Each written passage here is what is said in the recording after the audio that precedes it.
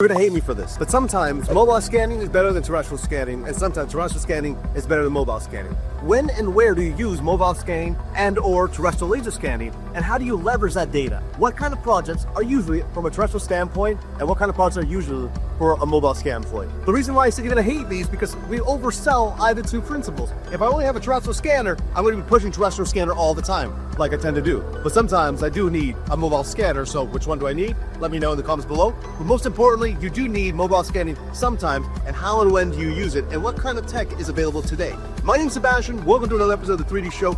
Don't hate me, I'm not a fanboy, I'm a bit of a fanboy, but we'll see you super soon. Now let me scan with a terrestrial laser scanner.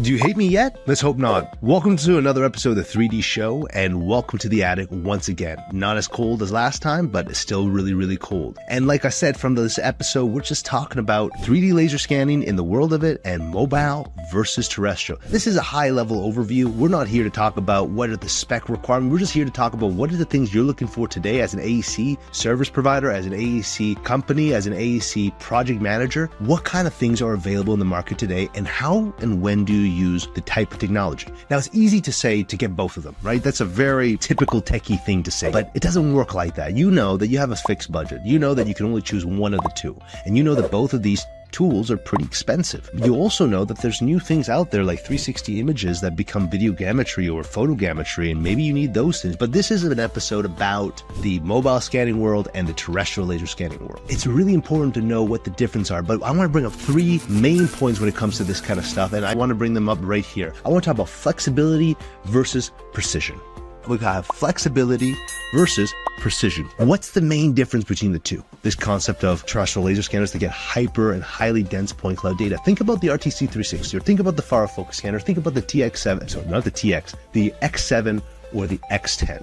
These specific laser scanners that you see in the market, those are ones that we consider highly precise. Probably within 10 meters, you're going to be able to get maybe between 2 to 5 millimeters. And those are really much used in these kind of high precision projects. Example, an engineer. You're doing a retrofit or a revamping in an automotive industry. We require precision ranging from 3 to 5 millimeters in our 3D model, but in order for us to create that 3D model of 3 to 5 millimeters, we had to capture with a terrestrial laser scanner. You couldn't use that with a mobile scanner, regardless of what people told you in the market, regardless of what people sell to you. Getting 3 to 5 millimeters consistently requires high dense point cloud data. So in many cases, the terrestrial laser scanners, it's very much used in the industrial facilities, in the industrial world, when you're doing high-end engineering that requires high-end precision. Now, we're talking about precision there, right? Now let's talk about flexibility. Why do I bring up flexibility? Because these mobile scanning tools, these mobile technologies allow the user to rapidly capture, but not with the same amount of density with the point cloud and the same amount of precision. It's going to get better. It's going to be almost par to par, but it's not going to be there yet. We're not there yet. So terrestrial scanning is a great tool when it comes to highly precise projects, while mobile scanning is a great tool when it comes to general documentation. Good documentation means good project management. Good project management means good workflow. Good workflow means saving money. And let's go to the next part. There's always that one person that says they can do everything, right? They know everything. They have the ability to do all the, from range of photogrammetry, videogrammetry, everything, reality capture, they know it. When it comes to actually using the specs of the scanner, particularly with a terrestrial scanner, and you have to use it based on the environmental conditions, they get a bit lost. You and I know, whoever's scanning here, whoever is in the scanning world, you know that you can use the same options based on the same projects. This is something that you only know when you're on site. Think of the total stations as well. Total stations have to have different outputs, programming based on the project conditions. Mobile scanning, it's a little bit easier to use. It's a much more plug and play experience. Part of the use of these mobile scanners is trying to make this ease of use. It's all about the ease of use. It's capturing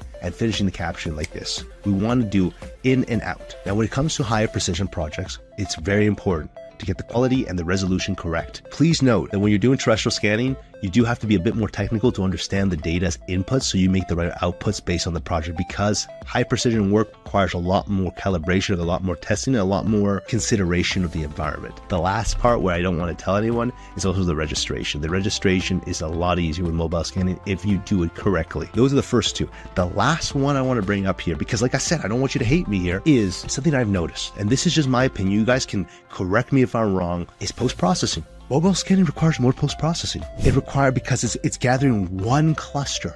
one data set processing. When the computer is chewing the information, whether that's a cloud-based computer solution, or whether that's on your local hardware, it's processing a lot more. It has to remember from point A to point B. Why the terrestrial scanner a little bit lighter though? Because it's taking one scan shot per one scan shot. And so the computer, the computational power, of course, it depends how many cores you have, and it depends on your graphics card. But what really matters is for you as someone that is an AEC owner or an AEC reality capture or drafting team member, as someone that is in the reality capture space that are getting into it, or someone that is or wants to be a service provider, please consider the following. Of terrestrial laser scanning, you're able to singularize the post-processing of a specific scan and then work upon those. Meanwhile, with mobile scanning, it registers everything at once and it becomes, it gets really heavy, and you can feel in your computer, you're like, oh, this is not meant for man, okay? Like, it's not the best, but it's also at the same time, maybe if you have a really good rig, it works well enough. So those are three things I want to consider. Now, I wanted to bring this up, okay? And this is the part where everyone's going to hate me. And I'm going to just speak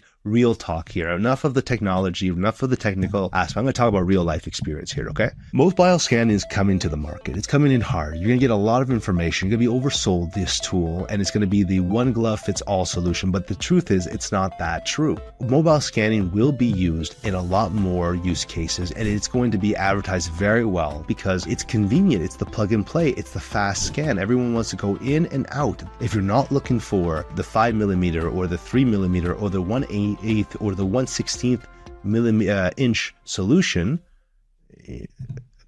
then maybe the mobile scanning isn't for you, because I've heard horror stories where they use the mobile scanning and it's not used because they didn't get the accuracy they're looking for, and then they have to get a terrestrial scanner, and now they've spent 2 times more than they should have spent, or rented it out 2 times more than they should because they weren't familiar with the technology.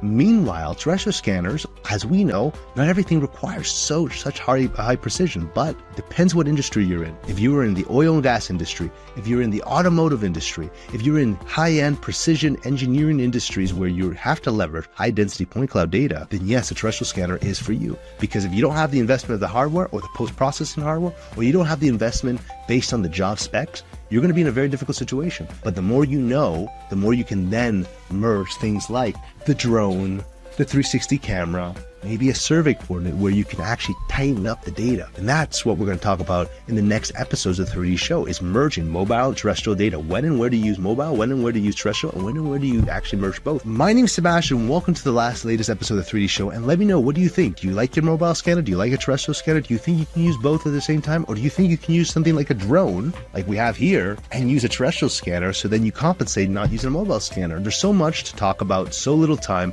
I'll see you in the next episode. Talk to you soon, everyone. Thank you very much for this opportunity to keep talking with you.